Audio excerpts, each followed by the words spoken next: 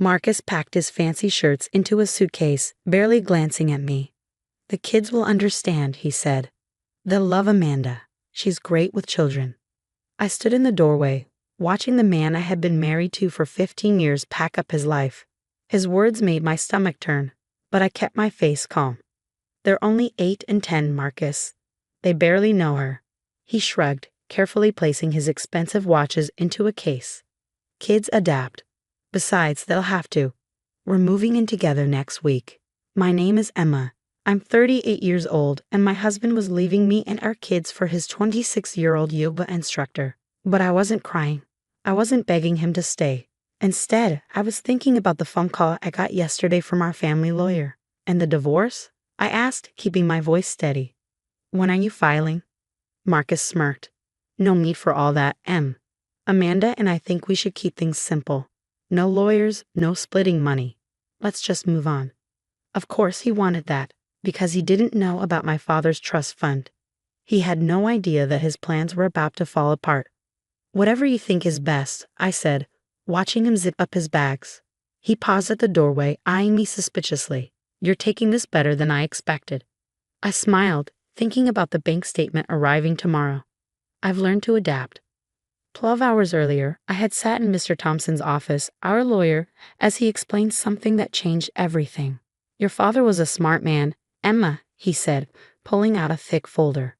"Before he passed, he created a trust fund for you and your children, with some very special rules." I remember my father's words before he died. "Always have a backup plan, Emma. Always be 3 steps ahead."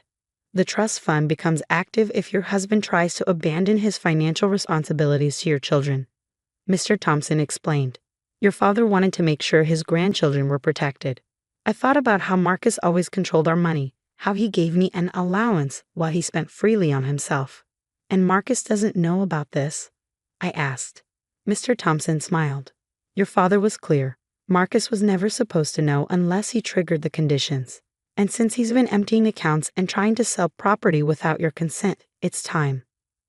Now, I watched Marcus load his bags into his shiny sports car, completely unaware that by tomorrow, his bank accounts would be frozen. "I'll call you about seeing the kids," he said, closing the trunk, "once Amanda and I are settled."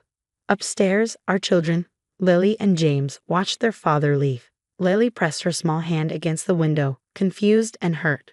James stood behind her, his face angry. No 10-year-old should have to feel that. "Take care, Marcus," I said softly. He drove away without looking back. He thought he was heading toward a perfect new life. But by tomorrow morning, the money he'd been secretly using to pay for Amanda's luxury apartment would be gone. I walked back inside and climbed the stairs to my children's rooms.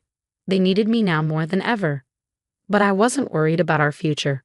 My father had made sure we would be okay. Lily looked up at me, tears in her eyes. Is Daddy really going to live with his friend now? I sat on her bed, pulling both her and James close. "Yes, sweetie.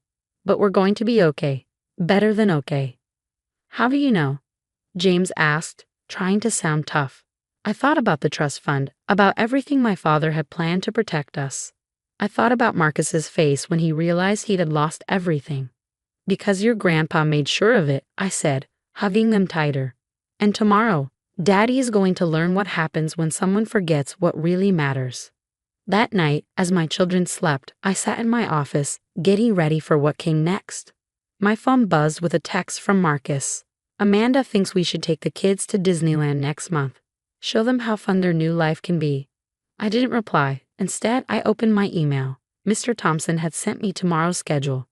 While Marcus dreamed about vacations, a team of financial experts was already tracking every bad decision he had made. The kids would be okay. I would make sure of it. And as for Marcus, he was about to learn that some choices have consequences. The next morning, my phone started ringing at 7:15 a.m. Marcus's name flashed on the screen, but I ignored it. By the 4th call, I could imagine his panic. His credit cards weren't working, his bank accounts were locked, and all his secrets were coming out. I was making breakfast for the kids when the front door burst open. Marcus stormed in, his face red with anger. "What did you do?" he shouted, waving his phone. "Every account is frozen, even my personal ones." Lily stopped eating her pancakes. James gripped his fork tightly. I stayed calm. pouring more orange juice. Kids, why don't you eat in the playroom? Mom needs to talk to Dad. Once they were gone, I turned to Marcus. Rough morning. Fix this, he demanded. Amanda and I were supposed to put a deposit on our new house today. The realtor is waiting. I leaned against the counter, remembering how he had always brushed off my concerns about money. I'm not the one you need to talk to. Our lawyer, Mr. Thompson, is handling everything now. What does that old fossil have to do with this? The doorbell rang. Perfect timing. I opened it to find Mr. Thompson, looking sharp in his charcoal suit, holding a thick folder. Mrs. Sullivan, he greeted me. And Mr. Sullivan, good. This saves me a phone call. Marcus frowned. What's going on? Please have a seat, Mr. Thompson said, placing his briefcase on the table. We have a lot to discuss about your financial decisions. My finances are none of your business, Marcus snapped. Actually, Mr. Thompson said, opening his folder, they became my business the moment you violated the rules of the Sullivan Family Trust. Marcus's face turned pale. What trust? The one Emma's father created before he passed away. It has been watching your financial activities for the past 15 years, Mr. Thompson explained, and it activates when a spouse tries to abandon their financial responsibilities to the children. Marcus dropped into a chair, his confidence fading. That's impossible. I would have known. Would you? I asked. You always told me not to worry about complicated money stuff. You never even read the documents. Mr. Thompson pulled out some papers. Let's review your actions. Last month, you emptied 3 joint accounts. You tried to sell properties that belonged to the trust. You made large payments to an outside party. Those were business expenses. Marcus interrupted. The rent for Amanda's apartment wasn't a business expense, I said. Neither was the car or the jewelry you bought her. Marcus's eyes widened. You knew. I knew everything, I said. My dad taught me to always be prepared. Mr. Thompson continued. The trust has rules about financial misconduct. All joint assets are frozen. Your personal accounts are under investigation. The properties you tried to sell are protected by the trust. You can't do this, Marcus muttered. We already have, Mr. Thompson replied, pulling out another document. Your actions triggered the trust's rules. All assets will be managed by the trust until your divorce is finalized. Divorce? Marcus jumped up, knocking over his chair. I told you, we were keeping this informal. That's not an option anymore, Mr. Thompson said. The trust requires a legal divorce to protect the children's interests. I heard a small sound and turned to see James and Lily peeking from the hallway. Their faces were filled with worry. Perhaps we should continue this at my office, Mr. Thompson suggested. 2 p.m. today. Your presence is required, Mr. Sullivan. Marcus looked at me, really looked at me, for the first time in years. I saw fear in his eyes. Emma, we can fix this. Amanda and I will figure something out. I thought about all the times he had ignored me, controlled me, made me feel small. No, Marcus, we can't. You made your choice. Now you have to live with it. After they left, Marcus, probably to explain to Amanda why their house wasn't happening, and Mr. Thompson to prepare for our meeting, I sat with my kids in the playroom. Is Dad in trouble? James asked. Dad made some bad choices, I said, pulling them close. But Grandpa made sure we'd be okay. Even though Grandpa is in heaven? Lily asked. I smiled, thinking about my father's wisdom, especially because he's in heaven. He loved us so much, he made sure we'd always be taken care of. My phone buzzed. A text from Amanda. This isn't fair. Marcus promised me that house. I blocked her number without replying. The trust fund hadn't just protected us. It had revealed who Marcus and Amanda truly were. They thought I was weak. They were about to learn just how wrong they were. 6 months passed, bringing changes I never expected. The divorce proceedings moved swiftly, backed by the trust fund's legal team. Marcus's attempts to hide assets crumbled under forensic accounting. Amanda disappeared the moment she realized there would be no luxury house, no lavish lifestyle, no easy path to wealth. I sat in Mr. Thompson's office, reviewing the final settlement papers. The trust fund hadn't just protected us. It had revealed years of Marcus's financial deceptions. Your father would be proud, Mr. Thompson said, sliding the last document across his desk. He always said you were stronger than anyone knew. I wish he could see the kids now, I replied, thinking of how well they'd adjusted.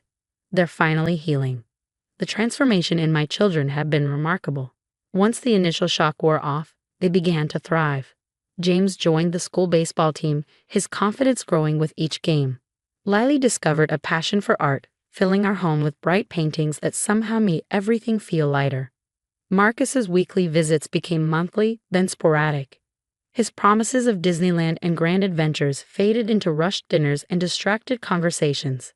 The children noticed, but instead of breaking them, it made them stronger. "Mom," James said one evening after a particularly short visit with his father, "I think I understand why Grandpa made that trust thing." "Oh?" I looked up from my book, curious. He knew sometimes grown-ups make bad choices. He wanted to make sure we'd be okay anyway. Out of the mouths of babes. The doorbell rang one Sunday afternoon while we were baking cookies. Marcus stood there, looking deflated in a way I'd never seen before. Gone were the designer clothes and expensive watch. He looked ordinary. "Can we talk?" he asked. I hesitated, but the kids were upstairs. 5 minutes. He shuffled into the kitchen, eyeing the familiar space like a stranger. "Amanda's gone," he said finally, "moved to California with some tech entrepreneur." "I'm sorry to hear that," I replied, though we both knew I wasn't. I was stupid, Emma. I threw away everything that mattered for nothing. I thought about responding, about pointing out all the ways he'd hurt us. But what was the point? His consequences weren't my responsibility anymore. "The kids miss you," I said instead. "When you do show up." He flinched. "I know. It's hard seeing them, seeing what I gave up." "They're not a punishment, Marcus. They're your children." He nodded, running a hand through his hair, a nervous gesture I remembered from our early days. "Your father, he was smarter than I ever gave him credit for. That trust fund, he knew, didn't he? He knew someone like me might come along. He knew people make choices," I corrected. "He just made sure those choices couldn't hurt his grandchildren." As if on cue, Lily's laughter drifted down from upstairs, followed by James's playful shout. The sound seemed to hit Marcus like a physical blow. "I'd like to do better," he said quietly. "Be better. For them." "That's your choice to make," I replied, "just like all the others." After he left, I found my father's old photo on the mantel. He was smiling, one arm around me at my college graduation. He'd already been sick then, but his eyes were sharp, determined. "You were right, Dad," I whispered. "About everything." Today, a year after Marcus first walked out, our lives have found a new rhythm. The trust fund ensured we kept our home. The children's education would be secure, and we had the freedom to rebuild without fear. Marcus, he's trying in his way. Weekly dinners with the kids, showing up to James's baseball games, attending Lily's art shows. It's not the family we were, but maybe it's the family we needed to become. I've started my own business, something I'd always dreamed of but never dared pursue under Marcus's controlling influence. The children are thriving in ways that amaze me daily. James recently won his first baseball trophy, and Lily's art was featured in the school gallery. Last week, I found a letter from my father tucked away in his old desk, written days before he died, saved for when I might need it most. My dearest Emma, by the time you read this, you'll understand why I set up the trust the way I did. Not just to protect you, but to remind you of your own strength. Sometimes the best way to love someone is to make sure they have the freedom to stand on their own. You've always been stronger than you knew. Now the world will see it too. Love, Dad. I keep that letter framed in my office now, next to the children's photos and Lily's brightest paintings. It reminds me that sometimes the best revenge isn't about getting even, it's about getting better. Marcus's choices didn't break us. Instead, they revealed just how unbreakable we really were. And for that, strangely enough, I'm grateful. Because in the end, my father was right. The trust fund wasn't just about money. It was about giving us the strength to choose our own path, to build something better from the ashes of what was lost. And that's exactly what we did.